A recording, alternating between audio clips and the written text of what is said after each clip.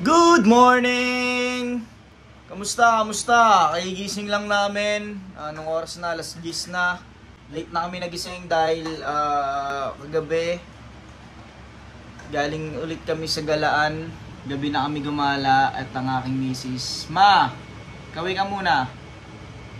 Magulo pa ang kwarto no? Kasi kagigising lang din ng mga bata. Ngayon ay may lakad kami at isasama namin kayo sa lakad namin. Pan-day 3 na to ng Team Coops. Nag-i-start na kami mag-vlog.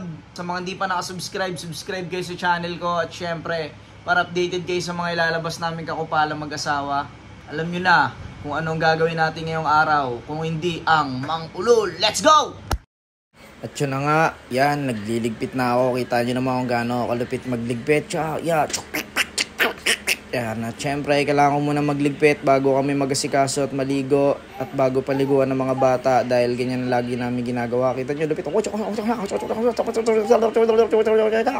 Ako lagi nagliligpit dito sa bahay para mas mas accurate. Syempre, bago kami umalis, kailangan malinis muna. Kaya, eto, okay na yan. Okay na siguro to. Yun, nakapag-asikaso na nga kami. Palis na kami. Yan, mo. Mag-asawang ulul. Alis na kami. Punta na kami sa kotse.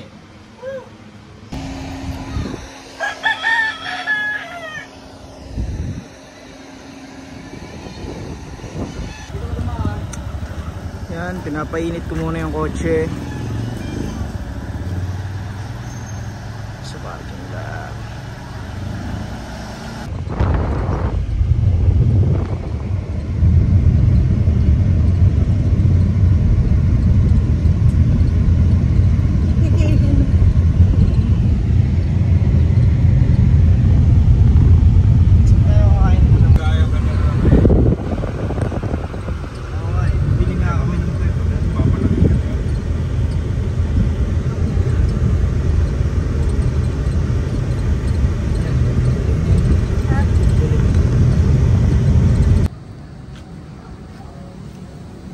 Ayan na si Mrs. Love. Skin goddess. Hello po. Si Coco Martin.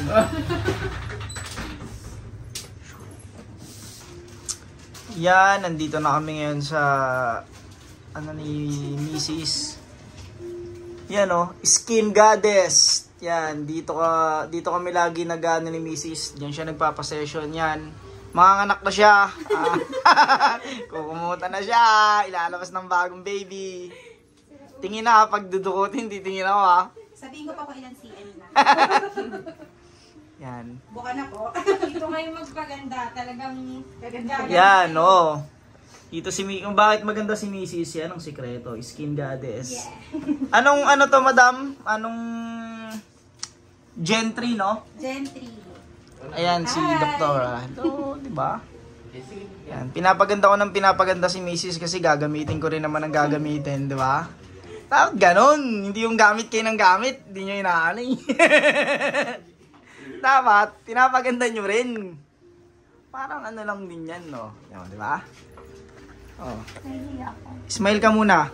Teka lang, hindi. Naayos pa kayo mukha ko Ayusin natin kasi pag tanggal ng buhok, nung headband, sabog-sabog yung buhok ko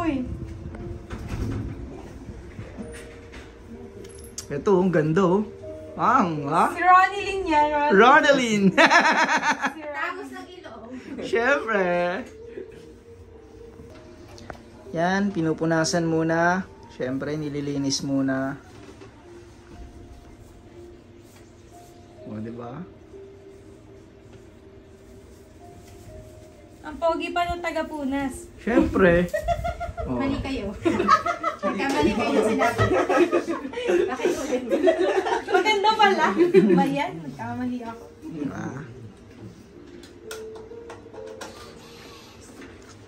Kaya sa mga misis nyo, iano nyo naman sila. Treat nyo naman sila minsan. Siyempre, kailangan din nila yan. Hindi yung puro na lang tayo papogi. Puro kayo, Bago na pala yung dingding. Ang ganda Gusto na ganito. Ako, inaalok din ako ni doktora kasi ano na daw malalalim na talaga eh. Hindi na kasi ako tinitigawat doktora, rektang butas na. Alam mo yun? Pagising ko, uy, may bagong butas ako ah. Hindi na katulad nung dati, tigyawat muna, matutuyo, tas butas. Pagising sa umaga, pang, may bagong butas oh. Rekta na, di ba? Kaso, hindi sa akin ubra yung mga ganyang pahid-pahid lang. Kailangan na ito, masilya to boy. Tapos isang patong ng skin coat. Wala, hindi ubra sa akin yung mga ganyang pang tong mukha ko eh. Pambaragan talaga to. Talagang pinanganak ako sa mundon to para maging ganito yung mukha ko. Hindi kaya ng mga nurse ang kailangan sa mukha ko. Mason, tsaka mga pintor. Kailangan sa mukha ko, renovate, di ba? Tsaka okay lang naman mukha ko ah. Mukhang aso naman ah. Oh, diba? Bakit pag pinagmukha nyo akong tao? Oh, diba? Eh nga nagustuhan ng asawa ko sa akin eh. Kaya na nagustuhan ng mga asawa natin. Kasi pag gwapo ako, hindi maganda si Mrs. Parang ganun siya. Pero pag pangit ako, maganda si Mrs. Di ba? Parang lang yun eh, Wamos tsaka Tonet. Parang ganun lang yan. Kaya maganda si Tonet kasi si Wamos ang dahilan, di ba? Ganun lang din yun. Ayun na. Uulingan lang pala, hindi pa sa bahay. Lumayo pa para magpauling. Oh. Ganyan pala mga technique ng Madali lang pala maging eh. Uling-uling lang pala eh. Oh. Tas lata. Uling-uling, tas lata. Tas gunting sako-sako. Masaya ka ba man ako ang asawa mo? Siyempre naman. Dapat lang. Anong karapatang magreklamo? Diba? Oo. Una, ganyan. Carbon ganyan. laser to. Ano tawag dyan? Ano yung pinapahid na yan, sir? Ma'am. Pala, ma'am. Ang procedure po na ginagawa namin is carbon laser para po sa makontrol po yung oiliness ng face. Okay. Para hindi na siya mag-oily. Okay, yung pala. Para mabawas. Yung pala, may pang-kontra pala sa mga oil. Kaya sa mga dyan, sa mga oily face, may pag-asa pa. Yan, tulad niyan, ginagawa kay Mrs. Yan, papahiran lang ng uling. Pag sa inyo, wala kayong budget, uling lang, uling. Ganyan lang. Tagal-tagal din yung niya, proseso. Ibababad ng 2 months? Uy, OA ka naman sa 2 months. Yan, minutes lang yan no, ma'am? Yes. After po, hanggang sa matuyo. Hanggang sa matuyo. Yes. As laser na. Yan. Dito ang secret, ni Mrs.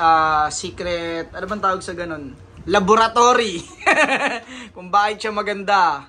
Kaya sa mga natin dyan. Fresh. Oh, yan. Skin goddess. Yan skin goddess mga tol. Minsan, yun naman mga asawa nyo. Diba? Uling-uling lang.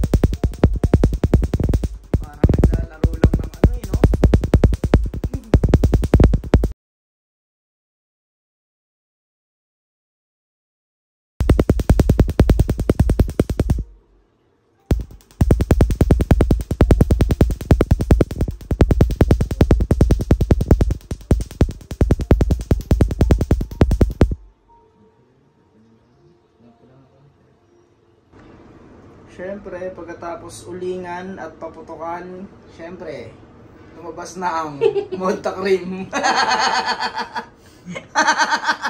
Ganun talaga. Pagkatapos maputukan, talagang lalabas yung puti. Gago ka. Ayan. Palagay dito. Sa may ibabaw. Kailangan pala ng ladies' choice. Dito. Maraming ano rin pala siya, Doc, na process. Uling, laser, tapos... Hindi free lang yung carbon mo yun.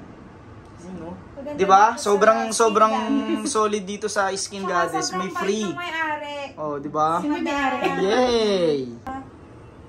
Kompleto ba rito? Yes. Sa mga gusto magpa-boobs, magpa-puwet, lahat na meron. Oh, Panipis ng braso, meron din dito. Oh, kompleto rito sa Skin Goddess. Alam nyo na. Kaya yung mga tropa nating ano dyan, tropa nating mga transgender, alam nyo na kung saan kayo magpapaganda. Transgender talaga yun, no? Okay, babad. Ganun ka. Yan na, inlastikan na yung mukha niya. Condom! Tapos Kinondom natin na. to, sis. Ito.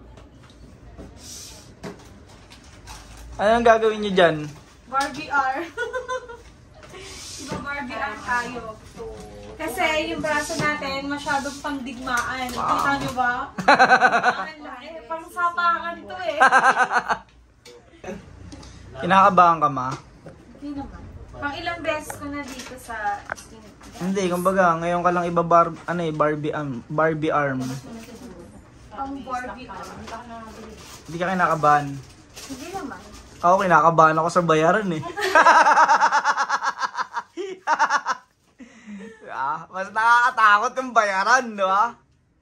Hindi, joke lang. Lahat naman ng ginagawa ko para sa'yo, may kapalit yan. Ha? Matik yan! Lahat yan, may kapalit. Sa mundong to, hindi pwedeng walang interes sa mga bagay-bagay. Ganyan si Jonas. Nagre-request ako. Ikaw palit. Oo, matik yan. Sa mga gusto rin magpa-Xerox, meron din silang ano rito, nagse-Xerox din sila. Ano sila rito? Aray, gusto nyo. Yan, linis din sila ng kotse, may vacuum sila rito. Pag naboboring, meron din silang ano yan. May piso net din. Hindi, order ng Jollibee yun. Ano? Diyan pala. Oh. Kayang-kaya mo yan, ma. Sinisarian ka nga eh. Tulog ka pa eh. Dala na ako sa libre ko siya. Yan, ano na si Mrs. Barbie Arm. Barbie Army.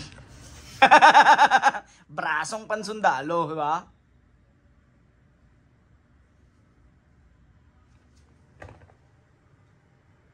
Basic yan kay Mrs. yung mga tusok-tusok. Lagi mo ko siyang tinutusok. Sanay tusukin yan.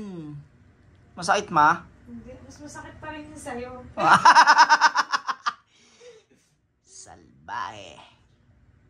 At yun, patapos na si Mrs. At pauwi na kami hanggang sa susunod na lang o bukas na lang mag-vlog ulit kami at sana supportahan nyo kami sa aming mga kawalang yan araw-araw.